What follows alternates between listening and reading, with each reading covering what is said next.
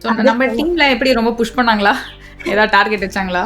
Target அது weekly targets இருக்கும். எனக்கு மெயினா Saraswathi ma'am, Yusuf sir. Yusuf sir தான் ஃபர்ஸ்ட் பாயிண்ட் ஆஃப் கான்டாக்ட். அவர் தான் ஃபர்ஸ்ட் பேசினாரே.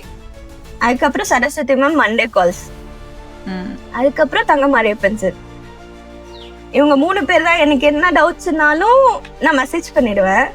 ஸோ அவங்க ரெஸ்பாண்ட் பண்ணிடுவாங்க. இல்லைன்னா நான் கால் எப்போ பண்ணட்டும்னு கேட்டு நான் கால் பண்ணிக்குவேன். சரஸ்வதி மேம் வந்து நான் ஈவெண்ட்ல மீட் பண்ணேன். ஓகே. ஸோ அப்பத்துலேருந்து தான் நான் எல்லா அப்டேட்ஸுமே மேம் கிட்ட கொடுக்க ஆரம்பித்தேன். ஸோ அதனால கொஞ்சம் ரேப்பும் எனக்கும் மேம்க்கும் நல்லாவே பில்ட் ஆனிச்சுது. எதுனாலும் நான் சொல்லலாம் அப்படின்னு சொல்றது மாதிரி.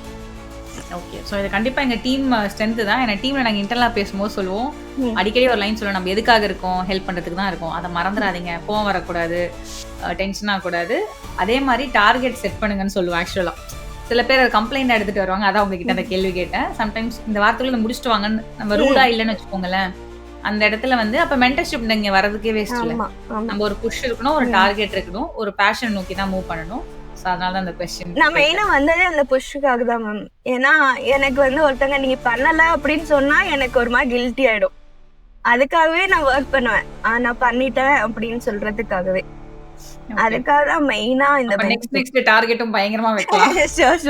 ஏன்னா இப்ப 30 days தான் ஆயிருக்கு. நெக்ஸ்ட் 3 months 6 months 1 year டார்கெட்டும் நம்ம செட் பண்ணணும். Sure sure sure.